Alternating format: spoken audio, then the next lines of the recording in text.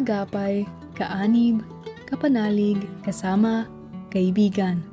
Ito ang matatawag natin sa dalawang babae na nagtayo at nagpalago ng Centro Escolar de Señoritas na si Carmen de Luna at Librada Avellino. Nagkakilala sina Librada at Carmen sa Assumption College kung saan parehas ang kanilang mga layunin sa buhay, ang maging isang tagapagturo.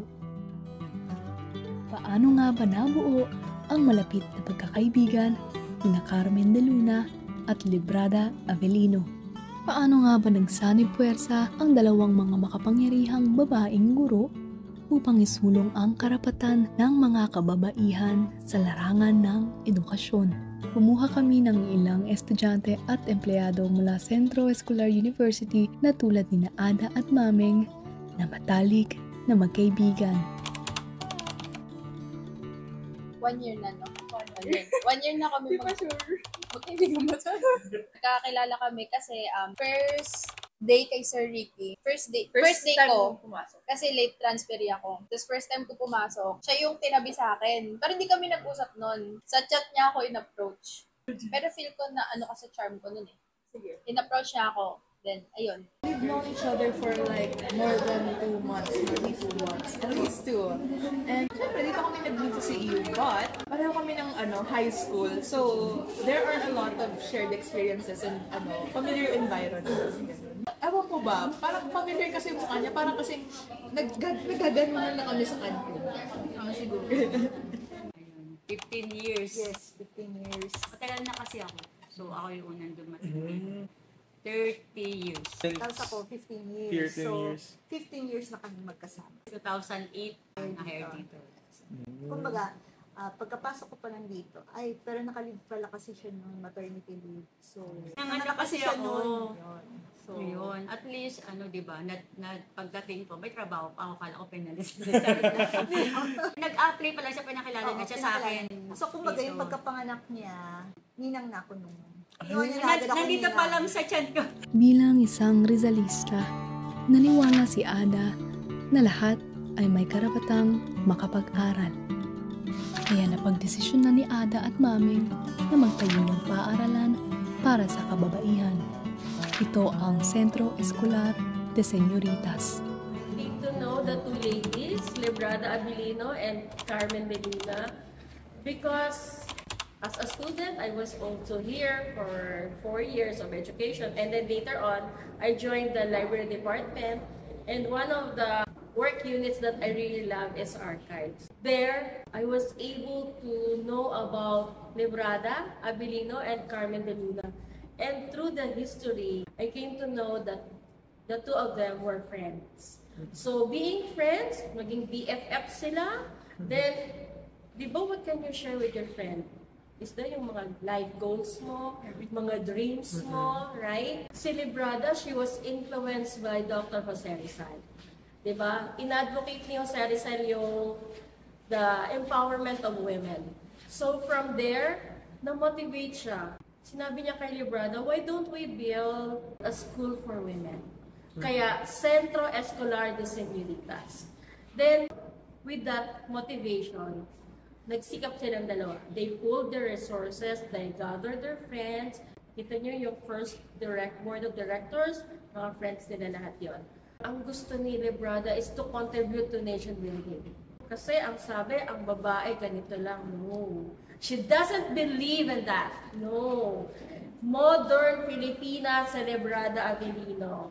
Okay? So ano ba ang give up niya para sa institusyon na to? Ang buhay niya. Siya nag-asawa. She built everything around para maging institusyon, kilala sa Pilipinas, not only here. Okay? Malawak ang influence niya. Kaya siya binigyan ng Master of Pedagogy by the University of the Philippines because they recognize her excellence in education. Makagraduate. Oo. Yun, yung mga after grad, wala kang lapang napag-uusapan. Oo. Pero yun yung ano namin, kasi kaya din kami lagi magka-pair ngayon. So gusto niyo sabay kayo makakagraduate, walang may iwan? Yes, with high grades. Gumagway. Tsaka hindi mag-shoot. Right. Damihan. Dumami ang students ng site. Agawin ng mga students ng iba. Hindi, charot Shoot lang. ka na mamaya. Siyempre, isa naman ang goal talaga ng mga sekretary. Noong taong 1907 ng Abril, nagambagan ng tig 250 pesos sina Ada, Mameng at ang isa pa nilang kaibigan na si Fernando Salas para maipatayo ang Centro Escolar de Señoritas. At nang matapos ang pagtatayo ng universidad, nagsimula ang klase nila noong June 13, 1907. Hindi hinayaan ni Ada at Mameng ang pangmamaliit sa mga kababaihan noong panahon ng pananakop. Naglakas loob silang itaguyod at ipaglaban ang kanilang mga bithiin para sa kapwa nilang kababaihan na gusto ring makapag-aral. Sino nga ba si Maestra Ada? Karaniwang kinakabisa lang ng mag-aaral ng CEU na isa siya sa mga founders ng pamantasan.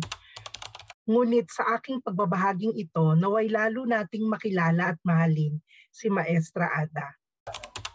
Tuwing groupings, no? Tuwing may gagawin tayong group activity. Oo, stress kami palagi kasi parehas kaming introvert. So, hindi kami sanay na nag-a-approach kung kani-kanino. So, parang nahihirapan kami maghanap ng groupmates. E di, lagi na lang nangyayari. Sorry for the word, pero doon kami napupunta sa mga tira-tira. So, yun yung nagiging struggle namin lagi kasi yun nga, ang goal namin is magkaroon ng high grades. Tapos lagi kaming napupunta sa members na hindi maayos. So, parang yun yung stress na napaghahatian namin. Kasi Doon kami din lang lagi. nag-strengthen yung friendship natin. Oo. Mag-rap tayo sa... Oo, kasi puro kami reklamo. Most ng groupings, pag nag-brainstorm kami with each other. Since mag-same kami ng org, there was a time na nag-partners kami. Parang yung ideas namin, nagka-clash na hindi namin malaman kung ano bang susundin namin. Pero at the end, yung output namin, nakakatuwa. Yung text niya and then yung sa graphics, nag-mix sila perfectly. And that's good. Yung sa trabaho, Kasi siguro struggle pa alam rin niyo, di ba? namin yung yung accreditation. Alam mo yon, naririnig niyo yun. UN, pakukuha. Yung mga ganun, doon talaga, walang uwian. Kasi minsan na may time na hindi na kami nag-uusap nito mag-uusap na lang kami. 12 o'clock na! Ganon. Oo, lunch Madaling na pala. Every 5 years yan Alam yan nung mga ibang sekretary. Tapos pag hapon, syempre hindi na namin pinapansin yung alas 5 kasi hindi na kami makakawin ng alas 5. Kailangan yun. Oo, kailangan yun kasi kapag Hindi makapaplaning ka kapag sobrang seryoso pwedeng sa wala work. kang seryoso. Minsan tinatawa na lang namin. Because talagang siguro sa kanya talaga yung pagiging educator. Siya yung may brain child nitong project niya na Centro Escolar University. Kasi may isa pa siyang school. Bago nito, may isa pa siyang school na hindi masyadong nag-progress. So, parang that failure taught her. Sabi niya, hindi ako mag-stop doon. Babae ako. Lalaban ako. Gusto niya tumugon kay Jose Rizal. So, here we are now. Sa kanilang pagpupursige, nakilala ang kanilang paaralan hanggat sa naging universidad ito.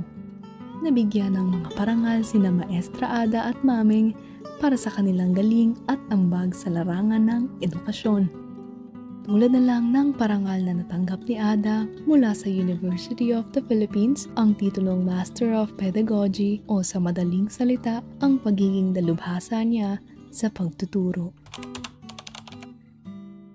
Makatapos ng first year. Oo, kasi yun, lalo na nung first year, may course nun na nag-usap na kami na parang hindi na natin sure kung talagang carry natin pumasa. Kasi ang hirap talaga. Sa writing. Oo. Ay, okay, pasado tayo. Kaya naman pala. No? Oo. Parang, yun na. We can Manage everything. Oo. Feeling natin kaya na natin lahat. Hindi pa siguro na yung masasabing may big achievement kami kasi 2 months pa lang. Siguro soon, if friends pa rin kami.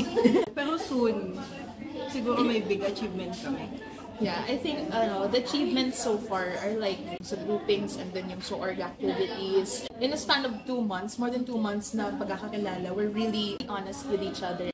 Yung 15 years, yung achievements na yun. Di ba? Saka hindi, na-build na yung, kumbaga, as a relationship. Hindi lang as co-worker, kumbaga maging kaibigan, Hindi namin sinasabi na perfect Pero, syempre marunong din naman kami tangkol kami. Wala namang gano'n. Tsaka ano pa yan, magtutuloy-tuloy pa yan. Mag-aaway pa po kayo? Oo. Ano ka ba kanina lang? Kulit kasi nito baka nga kung mas maaga pa itong dumating, baka hindi lang yung bunso ang inaanak nito. Kumbaga hindi lang kami dito nagbaban sa office Si Ada at Carmen ay naging inspirasyon sa napakaraming Pilipina.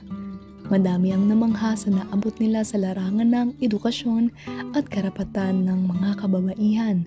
Nabigyan sila ng parangal tulad ng pagpapangalan sa isang kalye kay Ada na binigay ng munisipyo ng Parañaque, Rizal, na si Carmen pa ang tumanggap ng plaka sa seremonya nito. So lahat yung nandun sa archives. All you have to do is search to the pages. Depende pa sa situation. Hindi. Kasi sa ngayon, aminado naman tayo, parang professional yung friendship namin. Pero tingin ko kasi parang parehas tayong yung pag ayaw mo ko i-chat. Okay, parang wala lang, parang hindi kami nagkakatampuhan. So, tingin ko sa sense na parehas kami ng sensitivity, tapos parehas kami ng mga trip. Magtatagal yung friendship namin, pero Hindi na yung ako tulad sure ng friendship na sobrang grabe yung Oo. Kasi parang yun nga nag-limit lang din kami pag may pupuntahan sa school. A big question for people who've known each other for 2 months. Pero ako naman, syempre a part of me, kung saan man kami magpadpad, kung mag-part mo kami ng ways, gano'n. Syempre I'll still wish her the best sa life niya. Tsaka if mamatay mo isasabi sa course na. Ano naman? Ay, oo. Sure, definitely. Kasi nakabili na yan sa mga anak. So, magkakilala na yung mga anak din namin. Kasi, kasi parang ako nung namatay yung nanay ko, hinanap talaga namin yung best friend niya. Para ipaalam na namatay na si nanay. Ganon. Kasi from 65, hindi na sila nagkita Tapos namatay yung nanay ko 73. So, hinanap namin yung best friend niya. Lahat ng kaibigan niya, hinanap namin para sa namatay na si nanay. Isang magandang araw po sa inyong lahat. Isang pagpupugay kay Maestra Ada. Yan ang tawag sa kanya. Nang humigit kumulang sa 3,000 mag-aaral ng paaralang isinunod sa kanyang pangalan. Ang paaralang Librada Avellino. Isang huwaran at mabuting ehemplo ng mga batang Avellinians at maging ng mga gurong patuloy na umiidolo sa kanya. Isang simpleng babae na may simpleng pangarap sa buhay. Ang mabigyan ng pantay na karapatan ang mga kababaihan sa kanyang simpleng kaparaanan. Ito ay kanyang napagtagumpayan at hanggang sa kasalukuyan, ang paaralang kanyang itinatag, ang Centro Escolar University, ay patuloy na namamayagpag at nagbibigay inspirasyon hindi lamang sa larangan ng edukasyon, kundi maging sa iba't ibang larangan, gaya ng parmasiya, medisina, pagna-nurse, at marami pang iba. Hindi matatawaran ang kanyang husay at galing. Bagamat sa kanyang edad na 61, ay pinawian na ng buhay sa sakit na cancer. Ay mananatiling buhay sa ating mga alaala ang kanyang mga ginawa at patuloy na dadakilain ang kanyang pangalan hanggang sa mga susunod pang mga henerasyon. Sa huling mga hininga ni Ada, kasama niya ang kanyang pinakamatalik na kaibigang si Mameng. Ang pagkakaibigan nila ay walang hangganan sapagkat sa huli nilang himlayan, sila pa rin ang tanging magkasama.